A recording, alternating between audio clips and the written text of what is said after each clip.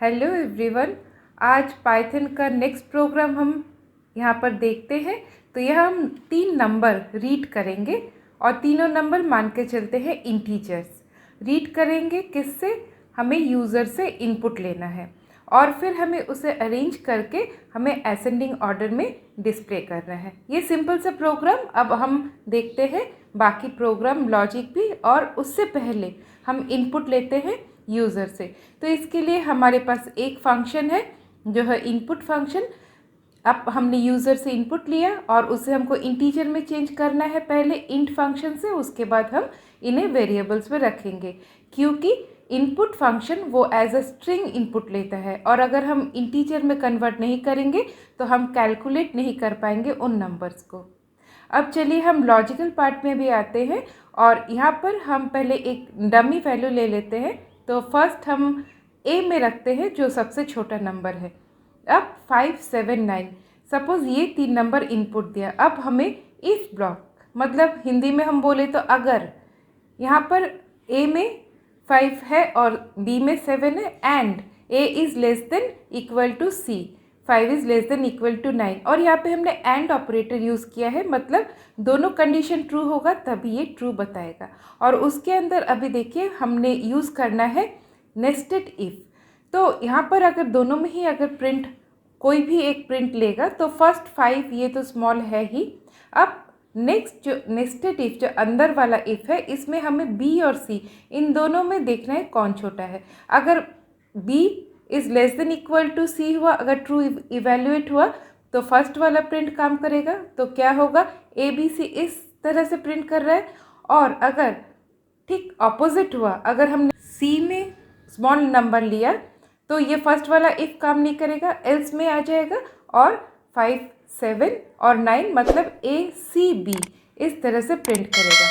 तो ये फर्स्ट जो हमारा ब्लॉक है, ये ब्लॉक इफ़ का और बोल सकते हैं नेस्टेड इफ़ का हमने लिया था फॉर अगर फर्स्ट ए में अगर हमको सबसे छोटा नंबर मिलता है। अगर अभी ऐसा नहीं हुआ कि ए में नहीं रख के अगर यूज़र ने बी में सबसे छोटा नंबर दिया, सपोज़ हम बी में 5 ले रहे हैं और 7 एंड 9 ए और सी में डाल रहे हैं, तब ये फर्स्ट वाला इफ़ ब्लॉक काम नहीं करेगा, ये पहले ही फॉल्स हो जाएगा, क्योंकि ए में 7 है और बी में 5 है जो कि less than equal to B नहीं है।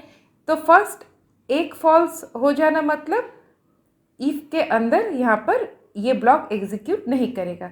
तो नेक्स्ट वो सेकंड एल इफ़ इस ब्लॉक में आएगा।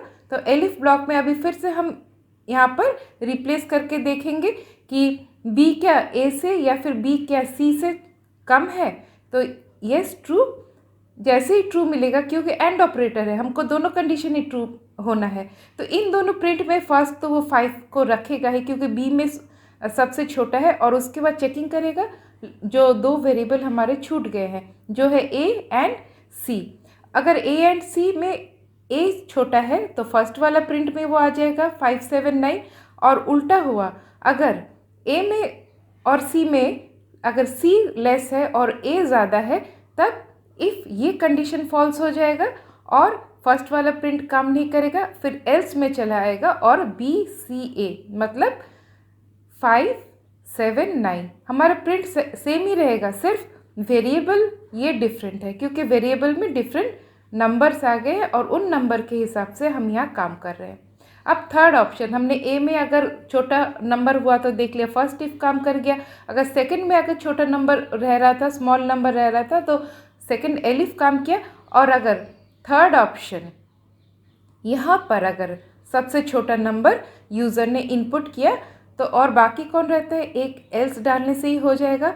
अगर ए में स्मॉल नहीं है, बी में स्मॉल नहीं है, तो सी में ज़रूर स्मॉल है। तो यहाँ पर हमारा इफ़ का ब्लॉक अभी नेस्टेड नहीं होगा।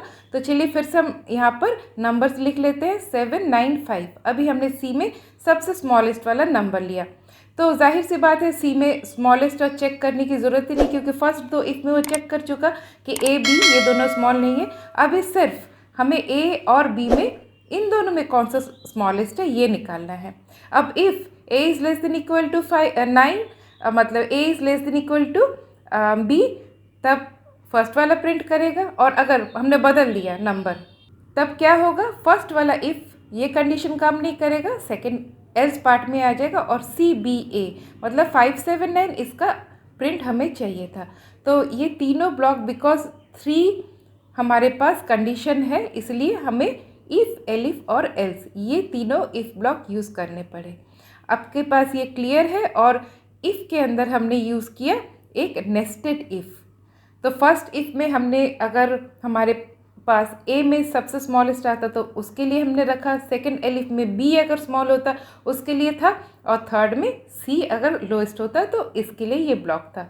अब हमने यहाँ पर रन करके देखना है। तो देखिए इस तरह से आप हर एक कंडीशन को एक बार रन करा के देख लीजिए कि आपका ये प्रोग्राम सही से रन कर रहा है कि नहीं। तो ये सिंपल सा प्रोग्राम आपके लिए सामने है, और मैं आशा करती हूँ कि आपको ये क्लियर है। अगर क्लियर नहीं है तो और एक बार इसको एक बार रिपीट करके आप देखिए। और यहाँ पर सिंपल आउटर लूप काम कर रहे हैं।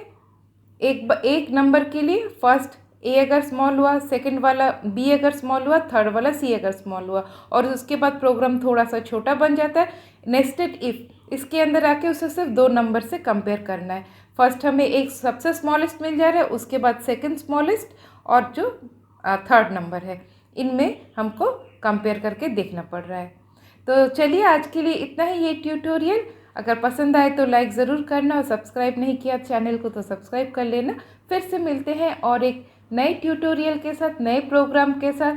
तब तक के लिए बाय बाय।